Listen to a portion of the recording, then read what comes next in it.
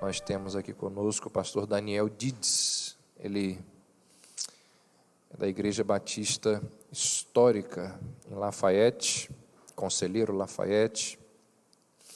Ontem ele nos falou de uma forma poderosa e abençoadora. Neste fim de semana que separamos para celebrar e relembrar as verdades da reforma protestante, defendidas pelos reformadores, é nosso dever fazer isso. Nós não podemos esquecer de estarmos sempre celebrando o aniversário da reforma e o que está por trás desta celebração.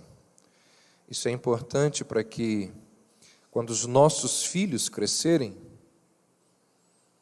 dia 31 de outubro, eles não venham celebrar Halloween, mas eles venham a lembrar que 31 de outubro é o marco daquele grande dia, que Deus trouxe um grande avivamento para a igreja e nos trouxe a oportunidade de conhecer, de relembrar as verdades da palavra dele. Vamos mais uma vez orar. Ó Deus, que o Teu Santo Espírito leve cativo a nossa mente e o nosso coração, a Tua palavra nesta hora. Nós assim oramos, em nome de Jesus. Amém. Bom dia. É um prazer estar mais uma vez compartilhando com os irmãos da palavra do Senhor. O pastor Davi ontem mesmo anunciou alguma coisa do que eu falaria essa manhã, então já vou entrar direto no assunto. Eu quero convidar os irmãos a abrirem as Bíblias para o livro de Hebreus novamente, e nós vamos nessa manhã considerar o capítulo 6, e na noite eu quero falar de uma forma mais geral sobre a mensagem do livro de Hebreus e a sua doutrina de perseverança. Antes de poder fazer isso à noite, eu quero hoje de manhã tratar do capítulo 6 de Hebreus, que é o trecho mais difícil realmente neste livro, independentemente da sua perspectiva teológica. Não é como se é o texto mais difícil para alguns de uma certa persuasão, para outros não é difícil. Não, é um texto difícil em qualquer perspectiva. Nós precisamos de ter alguma compreensão do que ele fala para entender então de uma forma melhor o livro todo de Hebreus. Quero então ler capítulo 6 de Hebreus, a partir do verso 1, e nós vamos ler até o final do verso 12. E diz assim a palavra inspirada de Deus: Por isso, pondo de parte os princípios elementares da doutrina de Cristo, deixemo-nos levar para o que é perfeito, não lançando de novo a base do arrependimento de obras mortas e da fé em Deus e o ensino de batismos, a imposição de mãos, da ressurreição dos mortos e do juízo eterno. Isso faremos se Deus permitir, porque é impossível que aqueles que uma vez foram iluminados e provaram o dom celestial e se tornaram participantes do Espírito Santo e provaram a boa palavra de Deus e os poderes do mundo vindouro e caíram, sim, é impossível outra vez renová-los para arrependimento, visto que de novo estão crucificando para si mesmos o Filho de Deus e expondo-o à ignomínia, porque a terra que absorve a chuva que frequentemente cai sobre ela e produz erva útil para aqueles por quem é também cultivada, recebe bênção da parte de Deus, mas se produz espinhos e abrolhos, é rejeitada, e perto está da maldição, e o seu fim é ser queimada. Quanto a vós outros, todavia, ó amados, estamos persuadidos das coisas que são melhores e pertencentes à salvação, ainda que falamos desta maneira. Porque Deus não é injusto para ficar esquecido do vosso trabalho e do amor que evidenciastes para com o seu nome, pois servistes e ainda servis aos santos. Desejamos, porém, continue cada um de vós mostrando até o fim a mesma diligência para a plena certeza da esperança, para que não vos torneis indolentes, mas imitadores daqueles que, pela fé e pela longanimidade, herdam as promessas. Essa passagem fala sobre a impossibilidade de perdão para certas pessoas. Alguém já fez alguma coisa com você que você não perdoou e que você nunca perdoaria?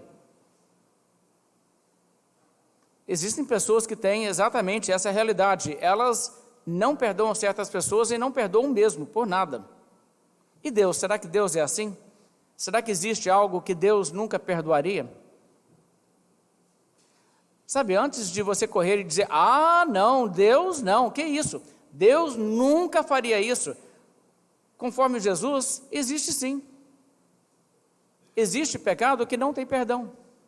Então, você não precisa ter essa perspectiva que diz, não, certamente, não existe absolutamente nada que Deus nunca perdoaria. Na verdade, existe um pecado pelo qual não há perdão. O próprio arrependimento é impedido por Deus. E é sobre isso que esse texto aqui fala.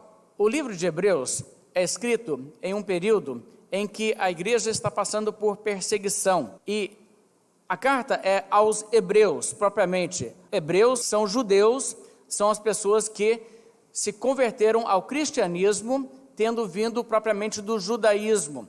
Eram pessoas que faziam parte da comunidade de Israel, aguardando a vinda do Messias. Quando Jesus veio, essas pessoas se identificaram com a igreja, entraram para dentro da igreja, e agora, na perseguição, veja o que passa pela cabeça de algumas dessas pessoas.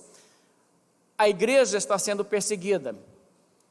O Império Romano agora é contra o cristianismo. Agora, dentro do nosso contexto, o judaísmo tem uma situação privilegiada. O judaísmo é uma religião lícita.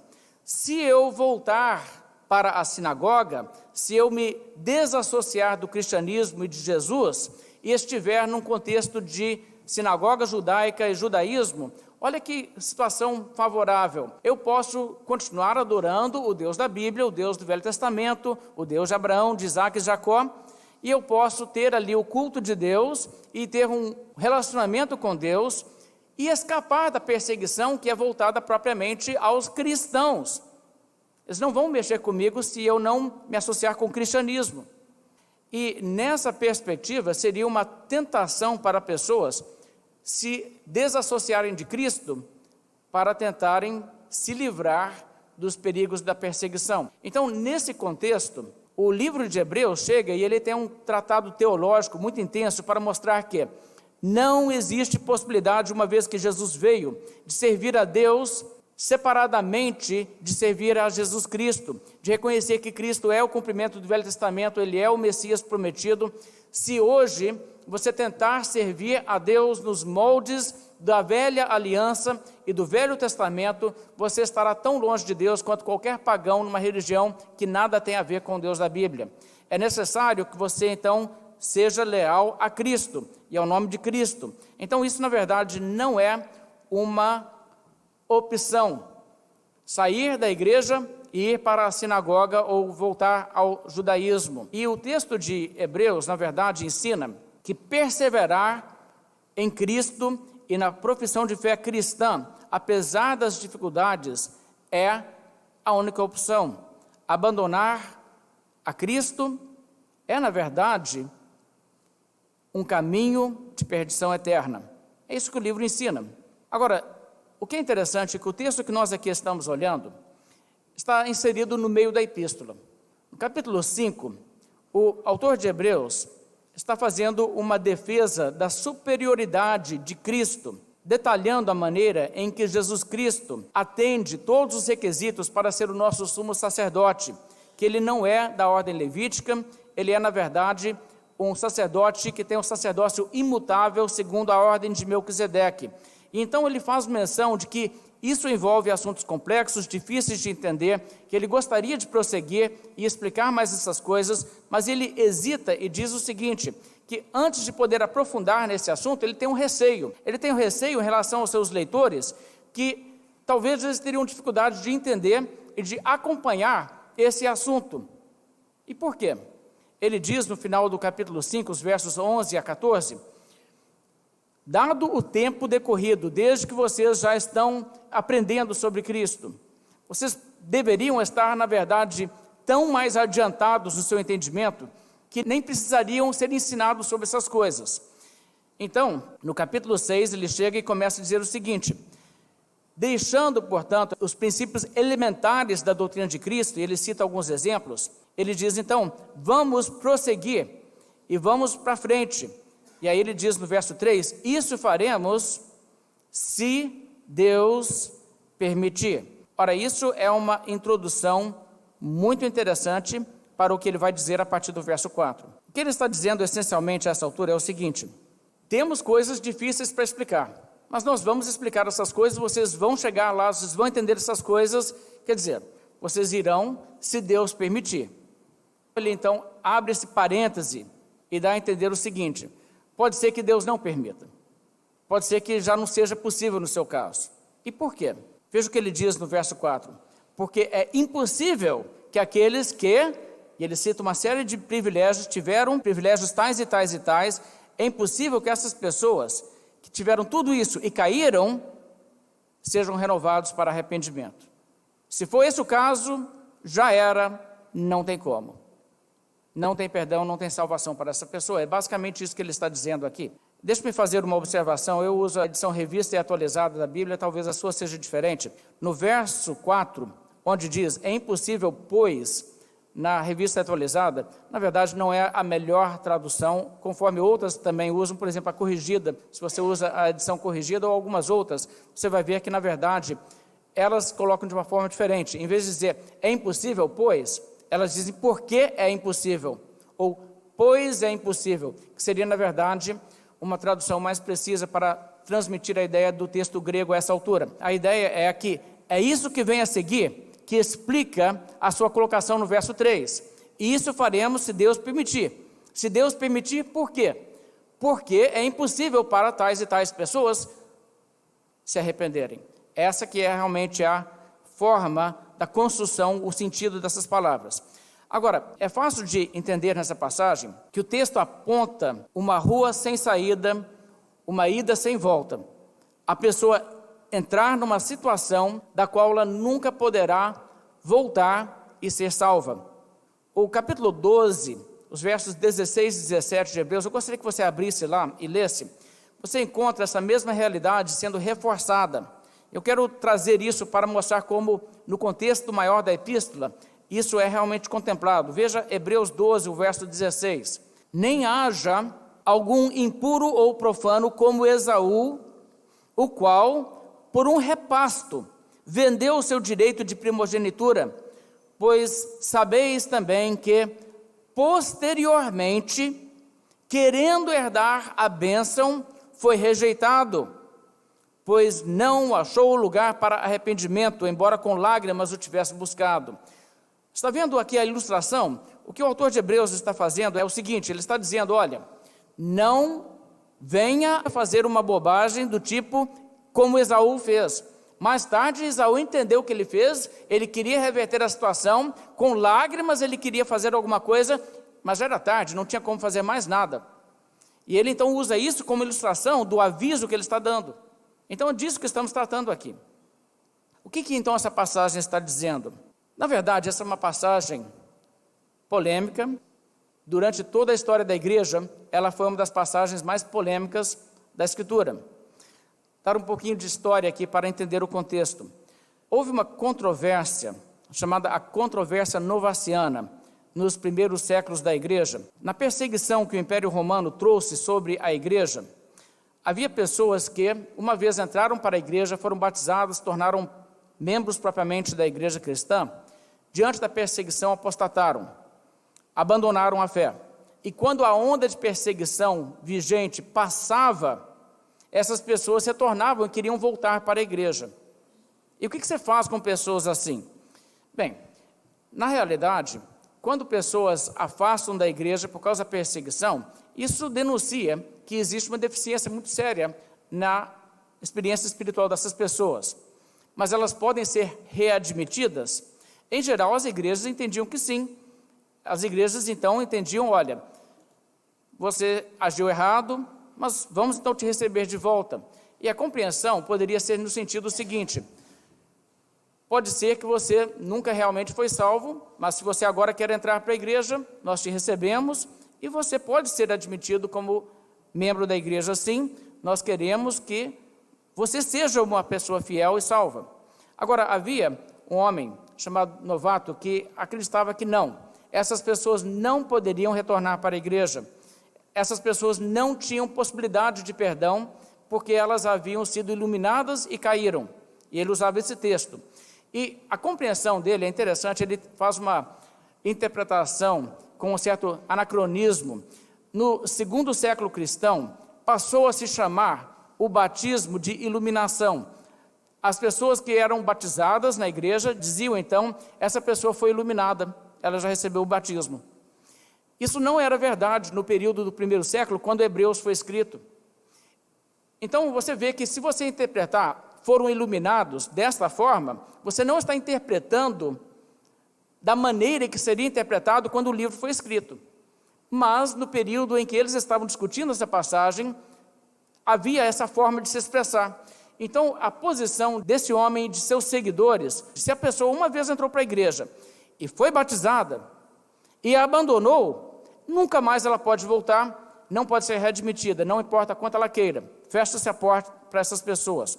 Por exemplo, o comentarista fala o seguinte: mas em casos de ofensas escandalosas e flagrantes, tais como assassinato, adultério ou idolatria, quem deles fosse culpado nunca seria readmitido à comunhão em muitas igrejas. O maior e mais importante teste era no que diz respeito aos que, por medo da morte, cediam às pressões dos pagãos de participarem de adoração idólatra em tempos de perseguição. Está vendo? Você vai adorar o César e viver, ou você recusa adorar o César por causa do seu Jesus e nós te matamos, a escolha é sua.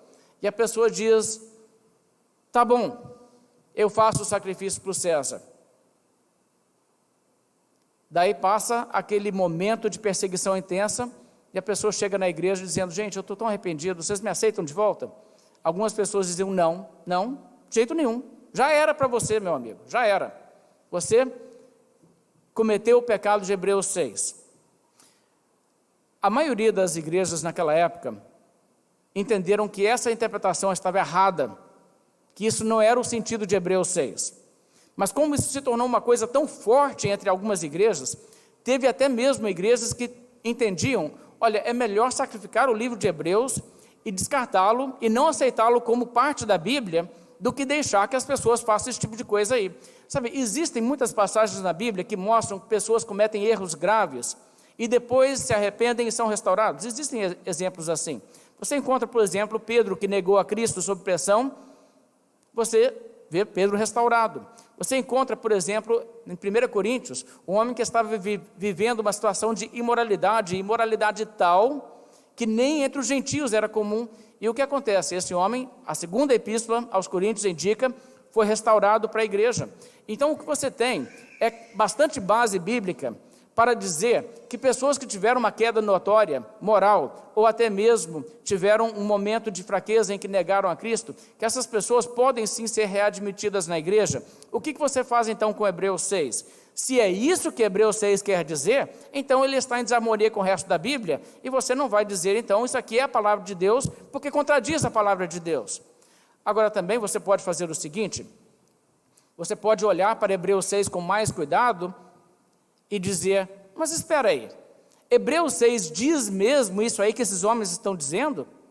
E você então dirá, na verdade, Hebreus 6 não dá base para essa posição dessas pessoas. E uma vez que você entende isso, você não precisa escolher entre Hebreus e o resto da Escritura, as coisas se harmonizam. O puritano John Owen, por exemplo, faz a seguinte declaração, ele diz, infelizmente, isso geralmente sucede com homens que pensam encontrar prova para alguma opinião ou persuasão peculiar em uma única passagem das Escrituras, recusando trazer sua interpretação à analogia da fé, onde poderiam enxergar a maneira em que ela é contrária a todo o desígnio e corrente da palavra. Quando você vê claramente que o ensino bíblico é uma coisa, e aí você vê um texto na Bíblia que parece dizer uma coisa diferente, confere se é isso mesmo que quer dizer o texto. A pessoa que tem apenas um texto pelo qual ele pode provar uma coisa, que parece estar na contramão do resto da Escritura, se olhar bem aquele texto, acabará descobrindo que ele não tem texto nenhum, porque não é isso que ensina o texto. E seria o caso com esse texto em particular, nessa interpretação. Agora, como eu disse, o próprio fato que algumas pessoas até naquela época acharam o texto tão difícil que não sabiam exatamente responder aos novacianos que tinham essa postura, e então preferiram dizer, então não vamos usar esse livro. Veja, isso demonstra que estamos lidando com um texto aqui que era difícil, às vezes, de explicar a satisfação de todas as pessoas. O que significa isso aqui? Mas, de qualquer forma, nós vamos mostrar alguma coisa sobre o significado dessa passagem. Hoje, existem, na verdade, 4 posições sobre essa passagem. 4 predominantes. Com certeza tem alguém aí que tem sua interpretação diferente do que as mais comuns, mas você vai encontrar na literatura e nas escolas teológicas e através das denominações, você vai encontrar, na verdade, 4 posições predominantes sobre essa passagem. Eu vou expressar um pouco do que elas são, para que os irmãos entendam basicamente o que seria a proposta de hoje. Veja que ninguém hoje segue mais aquela linha antiga dos novacianos. Ninguém está pensando daquela forma. Mas o que as pessoas propõem hoje? Bem, primeiramente eu vou começar com os reformados. No campo reformado, a posição majoritária é a que diz que aqui estamos falando de pessoas que receberam um enorme grau de revelação da verdade, muito privilégio, muita iluminação, mas que não experimentaram a conversão genuína e acabam virando as costas à luz depois de uma experiência de profundo contato com a verdade, de pleno conhecimento da verdade, mas não de conversão. Essas pessoas nunca teriam sido regeneradas, mas elas tiveram um entendimento muito mais avançado do que incrédulos em geral, e talvez até mesmo de crentes professos que não são reais crentes em geral. E nesse caso, essas pessoas, virando as costas à fé cristã, apostatando, repudiando a Cristo, essas pessoas caem sob o juízo de Deus de uma forma extraordinária, de forma que elas não têm a oportunidade de jamais se arrependerem. É um pecado sem volta. Existe uma segunda interpretação em relação a esse texto, que está mesmo entre os reformados. Você vai encontrar isso entre alguns reformados, mas não é a posição predominante. Essa posição seria a seguinte: o que o texto está falando, ele está descrevendo pessoas crentes. Em caso de crentes que caíram, não tem chance de arrependimento, mas não está falando isso como uma coisa que realmente acontece. Está falando isso no campo hipotético. Suponhamos, se um crente verdadeiro caísse, ele não poderia ser salvo uma segunda vez. Mas o texto não estaria afirmando que isso acontece em nenhum caso. Isso seria uma maneira de lidar com o texto. Existem pessoas que vão por esse caminho.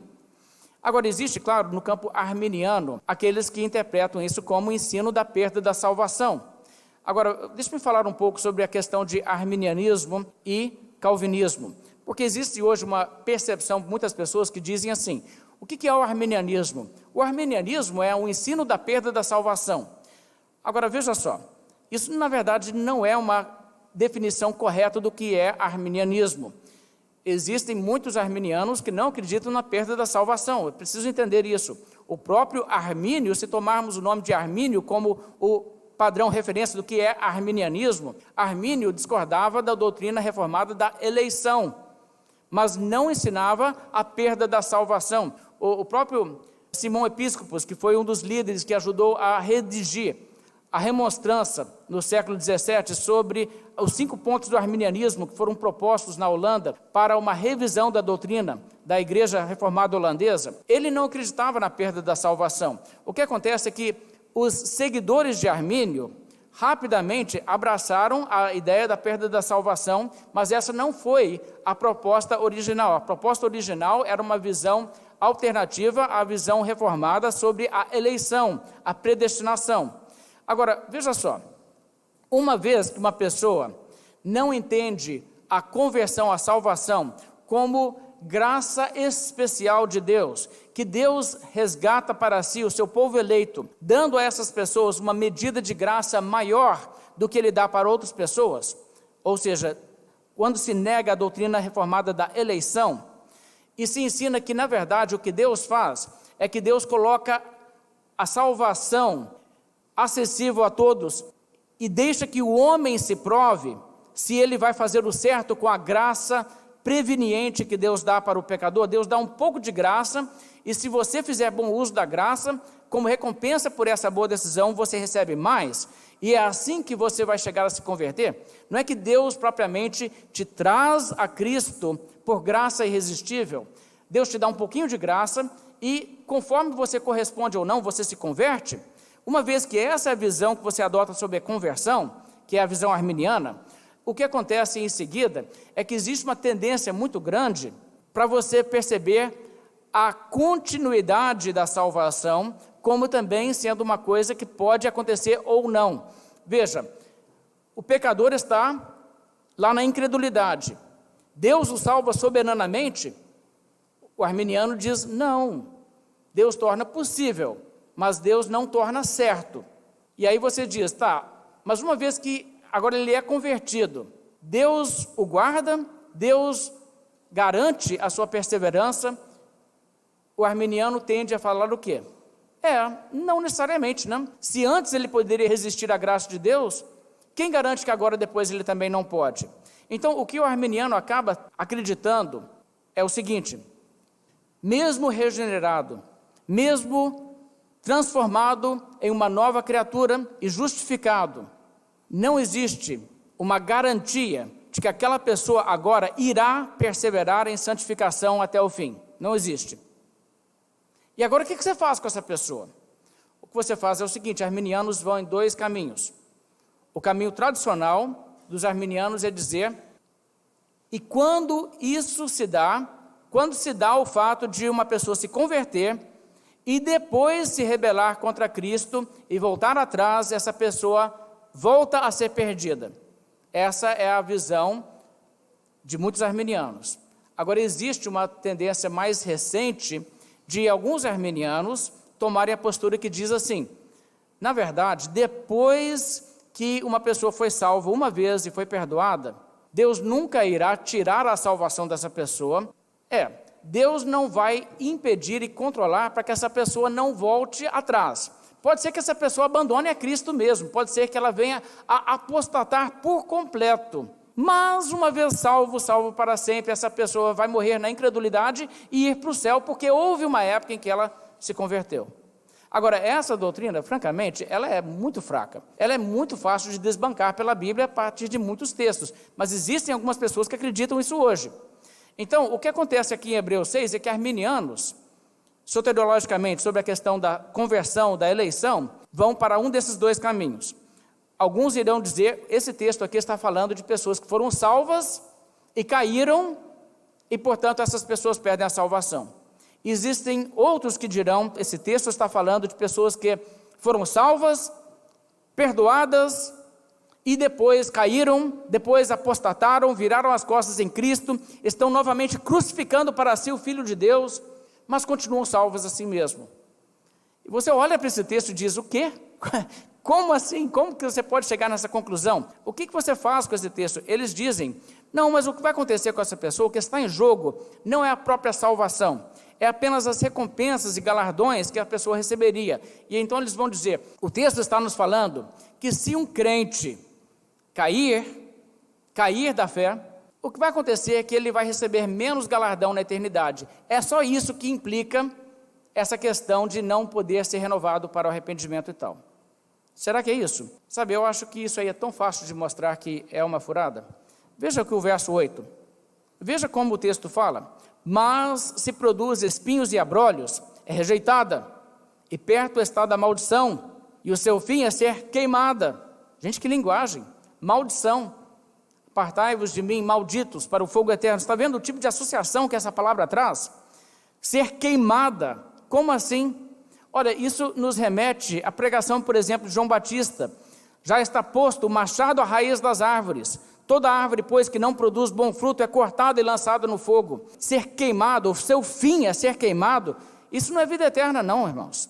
Isso está falando realmente de uma pessoa perecer no fogo eterno. Além disso, veja o verso 9. Quanto a vós outros, todavia, ó amados, estamos persuadidos de coisas que são melhores e pertencentes à salvação, ainda que falemos dessa maneira. Está vendo? As pessoas naquela categoria dos que tiveram esses privilégios e caíram, ele diz, apesar de falar dessa maneira, eu acredito no caso de vocês, coisas melhores, coisas associadas à salvação. Então estamos falando aqui de salvação ou perdição. Não estamos falando de se você vai ser crente redimido de primeira classe ou se você vai na segunda classe na eternidade. Não estamos falando disso aqui. Bem, vamos então olhar o texto e vamos analisar. Esse texto está falando de uma suposição ou está falando realmente de uma queda que acontece? Isso é mais a controvérsia que existe entre as duas perspectivas dos reformados, dos calvinistas, por assim dizer. Nesse ponto, eu vou ser generoso com os que discordam de mim. Eu entendo, existe realmente a maneira de falar na Bíblia, em termos de suposição, sobre questões onde nós não estamos falando de coisas concretas. Eu vou dar um exemplo disso. Quando o Senhor Jesus Cristo estava aqui na terra, ele falou a seguinte declaração: se eu disser que não o conheço, serei mentiroso como vós. Declaração interessante.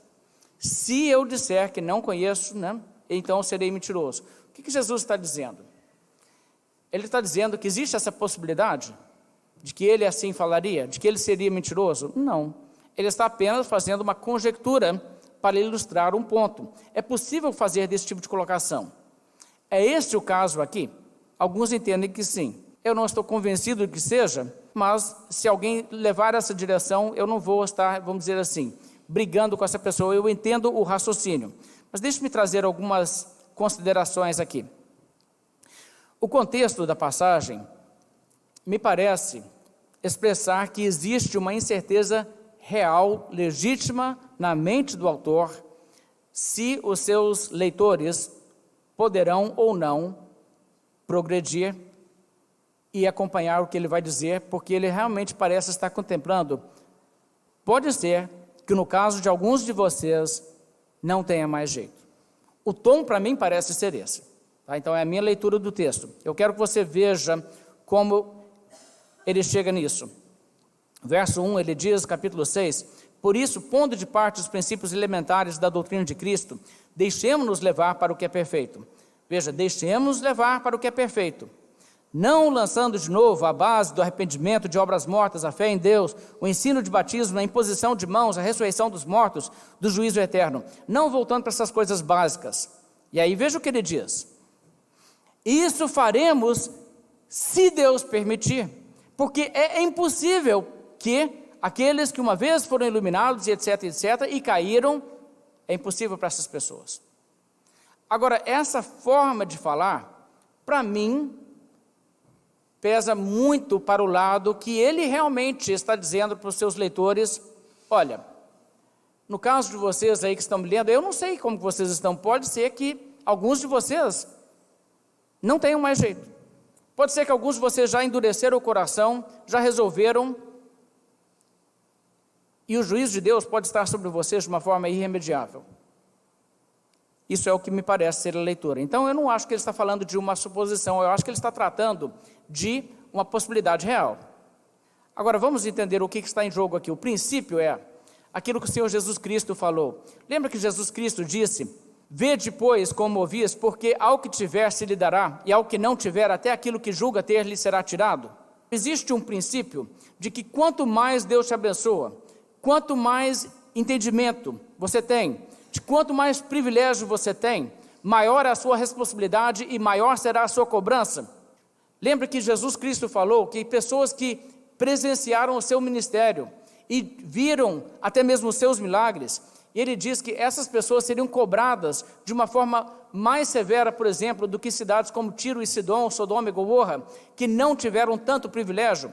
Mais privilégio, mais cobrança. Esse é um princípio bíblico, e isso está envolvido nesse texto. E o que ele diz aqui nos versos 4 até o verso 6, é essencialmente uma lista de privilégios que se uma pessoa recebe tudo isso aqui e cai, a sua queda a essa altura já é de uma natureza tão grave, tão séria, que se torna um pecado imperdoável.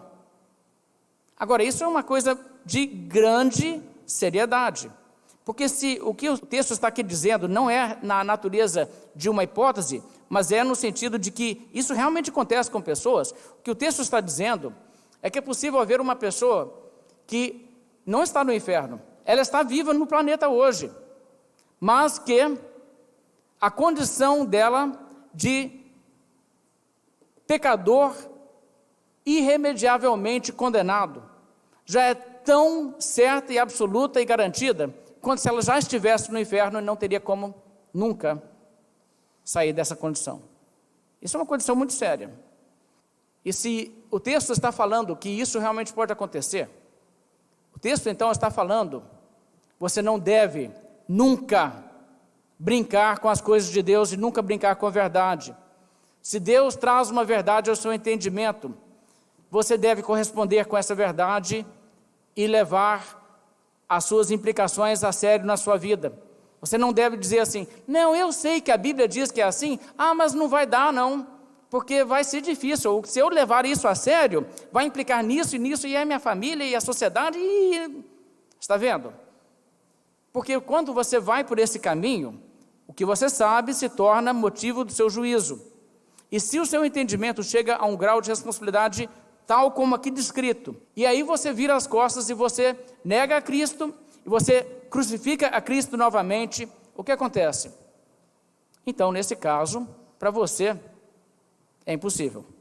Bem, vamos olhar o texto. A descrição aqui é de crentes verdadeiros ou é de pessoas que não chegam a ser realmente crentes verdadeiros? Na verdade, isso é uma grande parte da controvérsia. A posição predominante entre as pessoas da fé reformada é que aqui nós estamos escrevendo pessoas que chegaram perto de conversão, mas que não tiveram conversão real. Isso é o sentido? Qual é o sentido aqui? Se o texto está falando de crentes, eu não entendo que uma lista tão grande assim seria necessária. Seria muito simples chegar e dizer o seguinte, seria impossível para aqueles que foram justificados e caíram ser restaurados. Ou poderia usar outro termo, aqueles que foram regenerados e caíram, ou aqueles que foram perdoados e caíram. Quer dizer, há uma série de termos técnicos para salvos na Bíblia, e nenhum deles aparece aqui, nenhum deles. O que você encontra são expressões que você não encontra, na verdade, em nenhum outro lugar no Novo Testamento. E isso em si é interessante. Mas agora, por outro lado, eu quero que você perceba as implicações disso. Se aqui realmente é uma descrição de crentes, e eu não creio que seja, mas se for, então você terá então que adotar a seguinte postura. Uma pessoa que uma vez foi salva e caiu, nunca mais pode ser perdoada. E isso é uma implicação que geralmente quem ensina a perda da salvação, a partir desse texto, não quer encarar. As pessoas não querem dizer para você, a pessoa que está salva pode cair, mas só pode cair uma vez, porque se ela cair, nunca mais existe perdão para essa pessoa. Mas se você entende dessa forma, você terá que levar a esse sentido o texto. Então eu digo para vocês o seguinte, se a interpretação arminiana de que isso aqui está falando de crentes, e que crentes podem cair, se essa for a interpretação correta, e eu não creio que seja, então ainda teríamos que dizer que mais de 90% dos arminianos estão interpretando esse texto errado. Porque os arminianos estão dizendo que uma pessoa pode cair e ser restaurada, e cair e ser restaurada, e tipicamente você encontra isso. Isso é, por exemplo, o que você encontra na visão de John Wesley, que defendia a possibilidade da perda da salvação, mas ele acreditava que uma pessoa poderia cair, mas havia sempre aquela questão de uma outra possibilidade de salvação. Sabe, então isso aí em si deve ser apresentado com clareza. Mas para defender que aqui estamos falando de crentes, as pessoas teriam que tomar essas declarações aqui e dizer, olha, o que aqui está dito só pode significar gente salva, gente crente mesmo. Não pode significar gente próxima do reino de Deus, gente que esteve dentro do reino de Deus. Será que é isso? Vamos ver. O texto primeiramente diz: é impossível para aqueles que foram uma vez iluminados. A palavra uma vez é uma palavra que indica de uma forma assim bem definitiva. Foram iluminados de uma forma bem iluminados. O que significa ser iluminado? Ser iluminado significa ser salvo?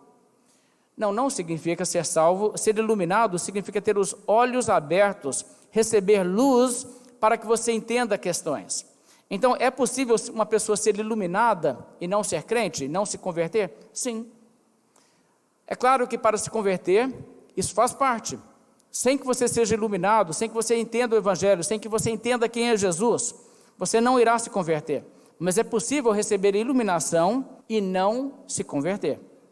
Então, o primeiro ponto aqui, não prova conversão. O segundo, provaram o dom celestial. Isso aqui prova que a pessoa é salva? O que é o dom celestial? Bem, o texto na verdade não é taxativo, ele não define. O dom celestial na Bíblia poderia ser muitas coisas. Jesus é chamado do dom celestial. O perdão dos pecados, a salvação é um dom. A vida eterna é um dom. A verdade do Evangelho é um dom.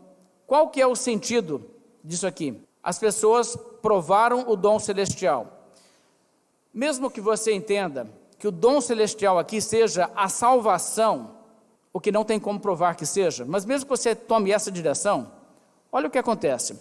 Mesmo assim, você não poderá dizer que essa pessoa então foi salva. O que significa provar? Provar.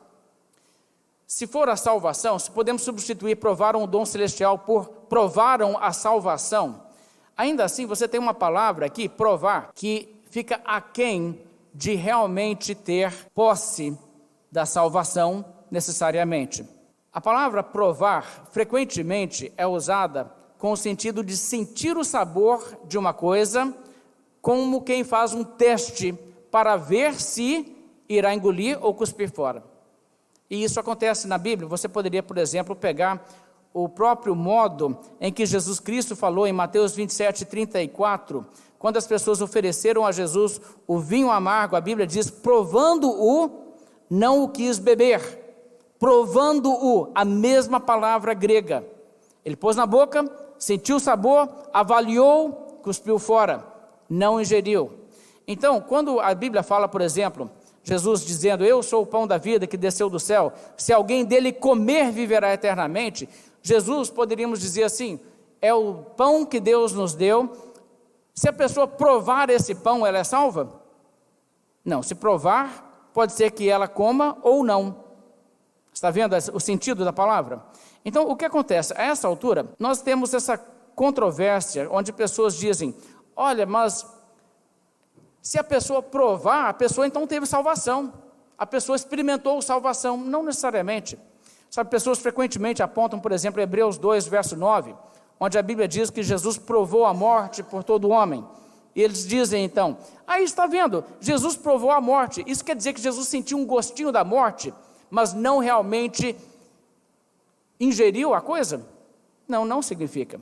Mas veja, o que eu estou dizendo e o que eu quero deixar bem claro é que aqui em Hebreus 6, o ônus da prova de que essas pessoas são salvas repousa sobre quem diz que essas pessoas necessariamente foram salvas. E essa pessoa tem então que provar pelas palavras que aqui estão que não existe outro sentido possível senão o sentido que diz essas pessoas foram salvas. A palavra provar pode ir para um lado ou para o outro. Toda vez que você come uma refeição, você prova a refeição. Mas nem tudo aquilo que você prova, você come. Então, quando a Bíblia diz que eles provaram o dom celestial, essa palavra não te dá direito a dizer, necessariamente, essas pessoas assimilaram. Não te dá. Então, até esse ponto, não existe nenhuma prova aqui nesse texto que você pode dizer conclusivamente, aqui estamos falando de gente salva. Não tem. Temos que ser sinceros com o texto. Vamos prosseguir. Próximo ponto. O texto em seguida diz, e se tornaram participantes do Espírito Santo. Aqui pessoas dizem, olha só, essas pessoas receberam o Espírito Santo, foram templo do Espírito Santo. Templo do Espírito Santo é quem foi salvo. O texto diz que foram um templo do Espírito Santo? Diz que receberam o Espírito Santo? Não, diz que foram participantes do Espírito Santo. Participantes do Espírito Santo significa isso? Na verdade, também não significa isso. Existe uma distinção entre você receber o Espírito Santo e você ser participante do Espírito Santo. Eu quero, nesse momento, fazer um paralelo. Eu quero que você olhe comigo em 1 Coríntios, capítulo 10, porque a palavra participantes, que está aqui no grego, é uma palavra que você tem que entender o uso dessa palavra e o que realmente ele significa. É possível uma pessoa ser participante do Espírito Santo sem possuir o Espírito Santo, sem ser habitado pelo Espírito Santo. A palavra participante acontece em 1 Coríntios, capítulo 10. Eu vou ler esse texto a partir do verso 18 até o verso 21. Eu quero chamar a atenção a como essa palavra é usada. Verso 18, 1 Coríntios 10, 18. Considerai Israel segundo a carne. Não é certo que aqueles que se alimentam dos sacrifícios são participantes do altar? Mesma palavra aqui, participantes. Se você vai lá no templo de Israel, lá naquela época, e você participa lá fazendo o sacrifício, você não se torna participante do altar? Sim, você se torna participante. O que significa isso? Habitado pelo altar? Não, significa você se torna associado àquilo. Veja mais o verso 19. Que digo, pois, que o sacrificado ao ídolo é alguma coisa, ou que o próprio ídolo tem algum valor? Antes digo que as coisas que eles sacrificam é a demônios que sacrificam e não a Deus. E não quero que vos torneis associados aos demônios. Associados aos demônios. O que ele está dizendo? Se você, cristão, vai num templo pagão e faz um sacrifício lá, você pode não acreditar em nada daquilo. Você pode fazer aquilo dizendo assim, para mim isso é bobagem, esse Deus nem existe, eu não estou nem aí para esse negócio aqui, eu estou fazendo, só um gesto aqui porque as pessoas querem que eu faça, o que eu falo aqui eu falo de boca para fora, eu não acredito nisso. Tá, independentemente se internamente você acredita, o fato de você ali participar te torna o quê? Associado aos demônios. Possuído pelo demônio não, mas associado sim. Existe então essa realidade. Veja o verso 21, não podeis beber o cálice do Senhor e o cálice dos demônios, não podeis ser, veja só, participantes da mesa do Senhor e da mesa dos demônios. Agora, a palavra participantes aqui é a mesma que você tem lá em Hebreus 6. Agora, deixa-me então, pode voltar para Hebreus 6 agora na Bíblia, e deixa-me então mostrar o que está sendo dito aqui.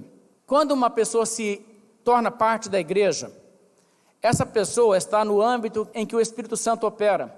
O Espírito Santo que inspira a palavra de Deus, que está na igreja. O Espírito Santo que faz a obra da igreja, que edifica a igreja de Cristo.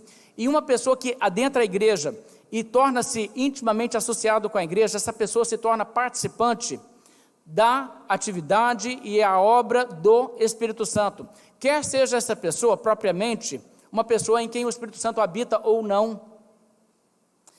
O erudito de grego Kenneth Wuest, ele é uma das maiores autoridades no grego bíblico, escreve o seguinte sobre essa palavra aqui em Hebreus.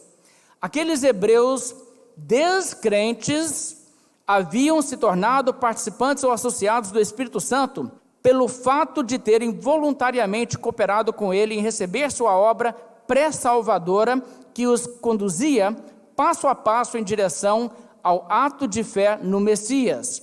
E aí ele fala sobre a palavra especificamente aqui, ele diz a palavra metekos, não indica de forma alguma que esses hebreus possuíam o Espírito Santo no sentido de habitação permanente, tal como uma pessoa salva.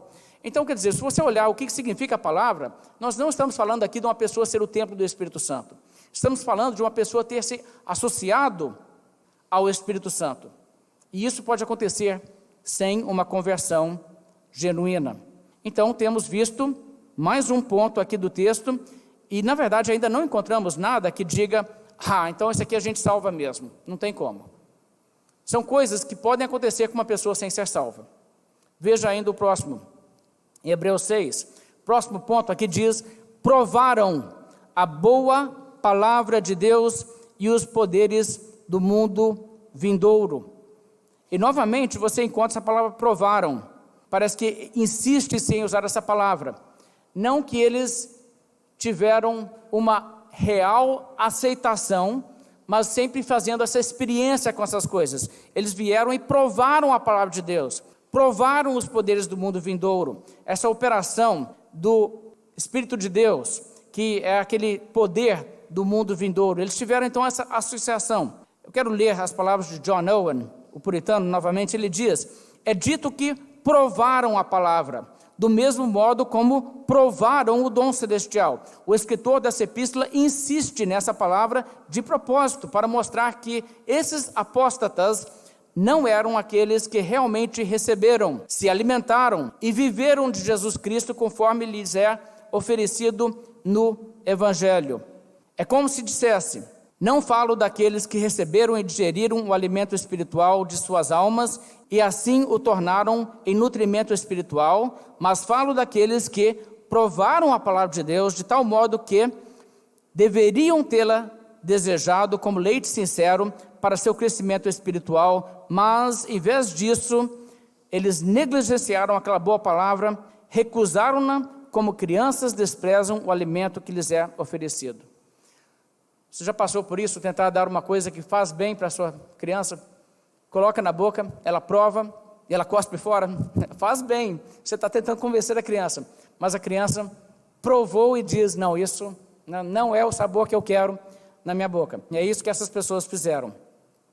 São as pessoas que ouviram, se associaram ao cristianismo, avaliaram de perto a pregação do Evangelho, compreenderam bem sua mensagem, viram tudo que poderia ver, entenderam tudo a ponto que, a essa altura, uma rejeição da parte dessas pessoas é indesculpável. Só que aí o que acontece? Eles viram as costas, eles saem e abandonam. Agora, o que você percebe é que esse texto não inclui nenhum dos termos técnicos do Novo Testamento para se referir aos santos. Não diz que eles foram regenerados, redimidos, justificados, santificados, adotados, perdoados, selados, e existe uma série de palavras que o Novo Testamento poderia usar. Se quisesse dizer isso, era apenas jogar uma dessas e nem precisaria dar uma lista, todo mundo saberia o significado, mas o texto faz isso. Agora, por que então esse esforço de falar tanta coisa? Deixe-me passar aos irmãos o que eu creio ser o que está acontecendo aqui. Estamos falando de gente que não é crente, mas que teve uma enorme quantidade de bênçãos e privilégios para chegar a esse ponto, para que agora, a essa altura, depois de tudo isso, renegar a Cristo, tornar-se um pecado imperdoável. Seria isso. Agora, imagine o estrago que seria feito se você chegasse e falasse o seguinte: porque é impossível que aqueles que uma vez foram iluminados quanto ao Evangelho e caíram, ser restaurados. Imagine que loucura. As pessoas chegariam a dizer o seguinte: eu conheço alguém, nós pregamos o Evangelho para ele, ele entendeu tão bem o Evangelho que repetiu ele ainda para outra pessoa, e agora ele saiu da igreja, então isso aí não tem mais jeito. Já pensou o tanto de gente que a gente ia achar que estaria nessa lista? E sabe, na verdade, existem muitas pessoas que vêm, frequentam a igreja, se tornam até membros da igreja e não são crentes realmente, e com o tempo o que acontece? Essas pessoas abandonam, se afastam, mas elas não estão numa condição que você tem que dizer para elas: para você não tem mais jeito. Existe arrependimento para essas pessoas, porque, na verdade, não houve uma operação tão plena quanto aqui está sendo descrito. Por isso, o que ele tem que dizer é: olha, é uma pessoa, não é uma pessoa que tipo assim, meio que entendeu o Evangelho. É uma pessoa que teve tudo isso. Ela foi iluminada, ela provou o dom celestial, tornou-se participante do Espírito Santo, e ela provou a boa palavra de Deus e os poderes do mundo vindouro. Tudo isso ela teve, e só depois disso que ela caiu. Quer dizer, isso reduz o espectro a um grupo pequeno, muito pequeno de pessoas. Não é simplesmente qualquer pessoa para quem se pregou o Evangelho uma vez, ou quem frequentou a igreja por algum tempo e realmente professou fé, que você diz: se ele agora caiu, então não tem mais jeito para essa pessoa. E existe aqui então um perigo. O grau de revelação que o não convertido precisa receber para tornar a sua rejeição a Cristo um ato imperdoável, é um grau muito avançado de privilégio. E se isso não for claramente exposto, então, na verdade, nós vamos começar a generalizar e dizer para muita gente, a porta está fechada para você, para quem na verdade a porta não está fechada. Agora, então, pense o seguinte, você tratando com uma pessoa que frequentou a igreja um tempo, ouviu muitas vezes o evangelho, talvez professou fé, talvez foi até batizado e se tornou parte da igreja e depois se desviou. E essa pessoa está no mundo há muito tempo, agora você vê claramente, gente, essa pessoa não é crente, essa pessoa não é salva, e ela vem para você e você conversa com ela, você vai dizer para ela assim, no seu caso não tem mais jeito, porque eu tenho certeza que tudo isso que está descrito aqui, você já teve? Não, você não tem condição de falar isso. Você tem condição de dizer o seguinte, olha, eu não sei o que se passou no seu coração, eu não sei qual grau de privilégio você teve. Então você convida a pessoa a crer. É isso que você faz.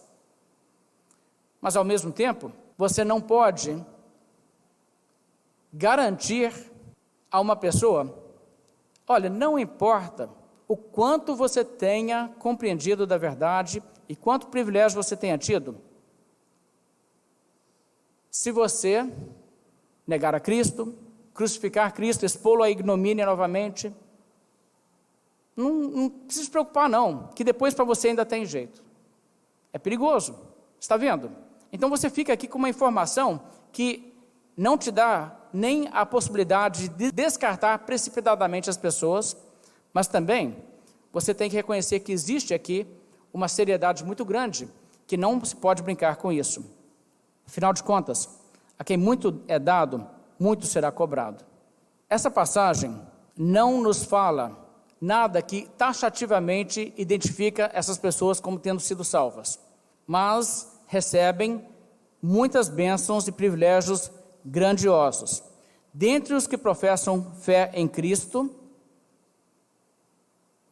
você não pode simplesmente dizer, eu tenho certeza que essa pessoa recebeu tudo isso que está sendo dito aqui. Agora, de qualquer forma, existe uma realidade que quanto mais você sabe, mais responsabilidade você tem. O apóstolo Paulo nos disse o seguinte, que ele foi, outrora, um blasfemo e insolente. Isso é em 1 Timóteo, mas ele diz, eu obtive misericórdia. Sabe por quê? Ele diz, obtive misericórdia porque eu fiz na ignorância, na incredulidade. Tem gente por aí, hoje, falando coisas do tipo assim, Jesus não é Deus, coisa nenhuma não. Jesus não é nada disso aí que vocês estão falando não. E essa pessoa está falando isso, e essa pessoa realmente pensa assim. Ela nunca entendeu a verdade. O que seria mais grave? O que essa pessoa está fazendo, falando assim, ou você falar isso? Você que sabe que não é assim. Você falar é muito mais grave, não é? Muito mais grave. A responsabilidade é muito maior. Quanto mais você sabe, maior a sua responsabilidade. Agora, o que acontece então, quando uma pessoa tem um entendimento maior e essa pessoa, mesmo assim, contra a luz, peca? Esse pecado mais grave se torna um pecado que, dependendo do tipo de iluminação que ela recebeu, pode ser imperdoável. Agora, existe na Bíblia algum outro exemplo disso? Sim, existe. Existe na Bíblia algum caso de um pecado que não tem perdão? Você lembra de algum? Quem cometeu um pecado sem perdão na Bíblia? Veja em Mateus capítulo 12. O que é importante entender sobre esse texto que nós estamos estudando é que quando ele diz que o perdão se torna impossível para pessoas que receberam esses privilégios, isso também nos ensina quais pessoas não podem ser mais perdoadas. Seria uma contradição do texto que nós estamos estudando em Hebreus, dizer que não existe mais possibilidade para arrependimento para pessoas que ainda não chegaram a desfrutar tanta revelação e tanto privilégio quanto o livro de Hebreus nos dá os detalhes. Está certo? Veja só o que eu quero dizer. O livro de Hebreus diz, é impossível o arrependimento de quem? De pessoas que uma vez foram iluminados e provaram o dom celestial, e se tornaram participantes do Espírito Santo, provaram a boa palavra de Deus e os poderes do mundo vindouro. Para essas pessoas que caíram, é impossível renová-las para arrependimento. Veja que o texto não diz, é impossível renovar o seu arrependimento. Diz que é impossível renová-los para arrependimento, para que se arrependam. Bem, se isso é o caso, então alguém poderia chegar e dizer, é verdade, na realidade, É impossível renovar para arrependimento pessoas que nunca tiveram essas coisas aqui. Não, peraí, porque o que a Bíblia está nos ensinando em Hebreus é qual é o perfil de pessoas que, uma vez tendo tido tudo isso e caíram, não podem mais ser perdoadas. É esse o tipo de gente que não tem mais perdão. E tem um outro caso assim na Bíblia, que veja em Mateus capítulo 12, verso 31. Por isso vos declaro, todo pecado e blasfêmia serão perdoados aos homens, mas a blasfêmia contra o Espírito Santo não será perdoada. Se alguém proferir alguma palavra contra o Filho do Homem, ser-lhe-á isso perdoado. Mas se alguém falar contra o Espírito Santo, não lhe será isso perdoado, nem neste mundo, nem no porvir. Agora, isso aqui é muito interessante. Jesus aqui disse, o pecado que os fariseus cometeram era um pecado sem perdão. E ele faz uma distinção, uma blasfêmia contra o Filho do Homem seria perdoável, mas não uma blasfêmia contra o Espírito Santo. O que está acontecendo aqui? Veja só, os fariseus sabiam quem Jesus era? Não, eles não sabiam. Eles não entendiam realmente e acreditavam. Jesus Cristo é o Filho de Deus, o Deus encarnado. Eles não sabiam isso. Então, uma vez que eles falassem, Jesus não é o Filho de Deus, não. Eles estariam blasfemando. Mas seria uma blasfêmia que eles poderiam cometer na ignorância, porque realmente não acreditavam nisso, não estavam persuadidos disso, não tinham sido iluminados para compreender as implicações disso. Mas, por outro lado, o poder que operava em Jesus, o poder miraculoso, isso aí, pelo que eles sabiam, como conhecedores das Escrituras, eles eram capazes de falar assim como Nicodemos: ninguém pode fazer esses sinais que tu fazes se Deus não estiver com ele. Eles sabiam milagres como Jesus fazia, só o Espírito de Deus pode explicar.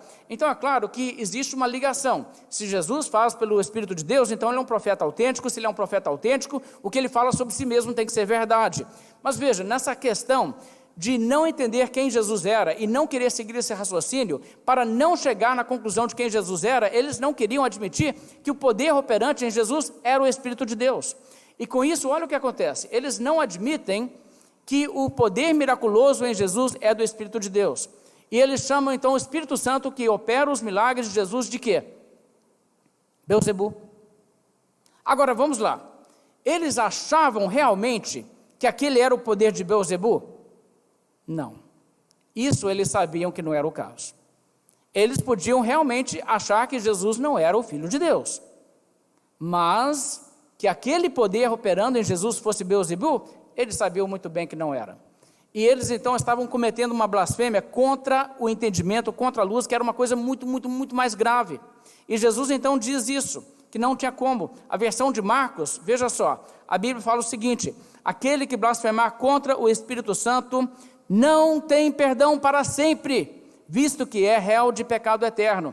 A gravidade que isso que eles fizeram aqui era muito maior. Agora, eu quero que você entenda uma coisa: se esses homens aqui receberam então iluminação e participação com a obra do Espírito Santo a ponto de que, a essa altura, blasfemarem como eles fizeram, blasfemarem do Espírito Santo, se tornaram um pecado imperdoável, por força de lógica irresistível, esse é o mesmo pecado de Hebreus 6. Não tem como ser outra coisa, porque Jesus diz que todo pecado e blasfêmia serão perdoados aos filhos do homem, menos esse. Se só tem um pecado imperdoável, e se o pecado de Hebreus 6 é um pecado imperdoável, e esse aqui é um pecado imperdoável, então se só tem um é o mesmo.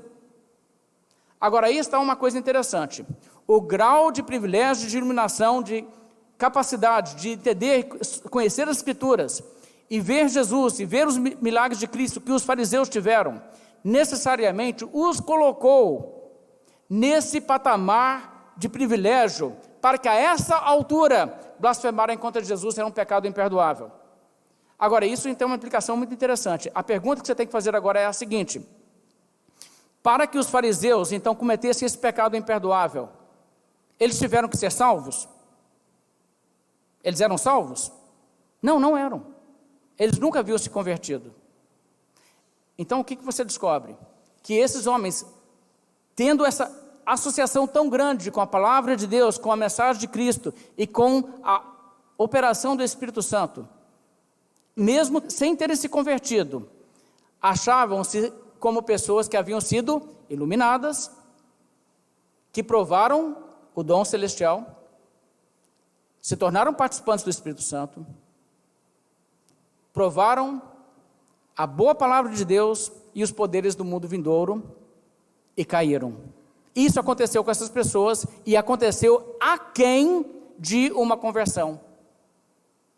Então a pergunta que você tem lá em Hebreus, estamos falando de privilégios que só podem acontecer com crentes? A resposta é definitivamente não. Irmãos, a analogia da fé, a comparação de texto com texto, interpretar a Bíblia pela Bíblia, te força a isso. Não tem como. Então, uma vez que você entende isso, você vai perceber que estamos falando ali, em Hebreus 6, não de uma conversão, mas de um grande, grande privilégio, que te coloca num grau de responsabilidade, que a essa altura, se você virar as costas, você realmente se coloca numa condição imperdoável. Sabe por que os fariseus fizeram aquilo? Eles não suportavam a ideia de que eles estavam sendo desacreditados por Jesus, estavam perdendo seguidores para Jesus, queriam ganhar a parada de todo jeito, então estavam dispostos a apelar para qualquer coisa. Seu interesse pessoal os levou a isso. O que seria o caso lá dos hebreus? Por causa da perseguição, eles falariam o seguinte: eu era da igreja, mas eu saí, voltei para a sinagoga, voltei para o judaísmo. Agora, em fazer isso, sabe o que eles estariam realmente dizendo para o mundo? Olha, eu estive lá, conheci, experimentei, mas a minha conclusão é que não preciso de Jesus, eu posso ficar na sinagoga mesmo. E em fazer isso, eles estariam dizendo essencialmente o quê? Bem, se isso for o caso, então, quem entendeu que Jesus era um falso e o crucificou, na verdade, estava justificado. E estariam então expondo Jesus à ignomínia. Está vendo a gravidade disso? Sabe, é uma desonra muito grande uma pessoa se associar com a igreja, se associar com Cristo, virar as costas e dizer: não acredito mais naquilo não. É muito sério. Bem, de qualquer forma, quero que você volte a Hebreus 6, eu vou concluir rapidamente com os últimos versos dessa passagem, e eu quero demonstrar que o contexto que você encontra aqui milita fortemente contra a interpretação de que estamos falando de crentes que caíram, e demonstra que estamos falando de pessoas próximas a uma conversão, mas que antes de se converterem, sem se converterem, abandonaram, mas com grande grau de responsabilidade agora por causa dos privilégios que receberam nesse ínterim. Veja o verso 7. O autor de Hebreus agora vai ilustrar o que ele acabou de dizer. E ele traz então essa ilustração. Porque a terra que absorve a chuva que frequentemente cai sobre ela e produz erva útil para aqueles por quem é também cultivada, recebe bênção da parte de Deus, mas se produz espinhos e abrolhos, é rejeitada, e perto está de maldição e o seu fim é ser queimada. Vocês viram essa ilustração? O que isso mostra? O verso 7 começa com porquê. Ele está ilustrando o que ele acabou de falar. Veja, pessoas que tiveram todos esses privilégios e caíram, já era. Por quê? Porque a terra que absorve a chuva e tal, mas depois é assim? É esse tipo de situação. Veja o que ele não fala. Ele não fala de uma terra que por algum tempo produziu fruto e depois parou. Se fosse isso, irmão, seria essa a ilustração. Pense comigo. Veja só, se ele estivesse dizendo que é impossível uma pessoa que foi salva e caiu, receba perdão. Por quê? Porque uma terra que por um tempo produz bom fruto e depois para de produzir bom fruto, se torna uma terra amaldiçoada. Não, o que ele diz? A terra que absorve a chuva que frequentemente cai sobre ela e produz erva útil, essa sim recebe bênção. Mas, verso 8, se ao invés disso ela recebe a chuva, recebe todos os benefícios externos para que produza fruto, mas ao invés de produzir frutos, se ela produz espinhos e abrolhos, ela é rejeitada, e perto está de maldição. Está vendo? O próprio modo que ele ilustra o que ele está dizendo, reforça a ideia de que quando você recebe privilégios, você tem que corresponder, porque quem recebe privilégios e nunca corresponde, cai na maldição. E não quem recebe privilégios corresponde por um tempo e deixa de corresponder. E isso ainda se torna mais claro no verso seguinte, veja o verso 9. Quanto a vós outros, todavia, ó amados, estamos persuadidos das coisas que são melhores e pertencentes à salvação, ainda que falamos desta maneira. Agora isso aí para mim é fechar com chave de ouro o assunto. Por que ele disse aqui? Olha, me entendam, leitores, apesar de estar falando nesse tom, apesar de estar falando assim com vocês, eu quero adiantar para vocês o seguinte: a minha persuasão, que eu não conheço o caso de cada um, mas eu estou persuadido que o caso de vocês não é esse, mas que no caso de vocês, na verdade, a situação é melhor. Veja só, estamos persuadidos das coisas que são melhores e pertencentes à salvação, ou conforme outra tradução, coisas que acompanham a salvação. O caso de vocês não é que vocês receberam esses privilégios, mas que vocês, na verdade, experimentaram coisas melhores, as coisas pertencentes à salvação. Então, o que ele acabou de dizer? Aqueles outros privilégios todos não são necessariamente associados à salvação, são distintos. Então ele está dizendo, eu não acredito que o caso de vocês seja que vocês receberam todas essas coisas aí e caíram. Eu acredito que no caso de vocês é uma coisa diferente, que vocês tiveram realmente salvação. Eu entendo que vocês realmente são irmãos. Então esse modo de concluir o texto demonstra claramente que ele não está pensando em termos de pessoas que tiveram a salvação e caíram. Não existe então perda de salvação nenhuma. Existe grande privilégio que é negligenciado e que então a apostasia da fé professa se torna uma situação irremediável, porque o juízo de Deus cai sobre essa pessoa. Mas eu quero concluir dizendo o seguinte: talvez alguém leia isso aqui e diga, puxa, será que é o meu caso? Será que eu tive esses privilégios aí todos? E depois, sei lá, eu fiz de uma forma que não tem mais jeito para mim, será que não tem mais perdão?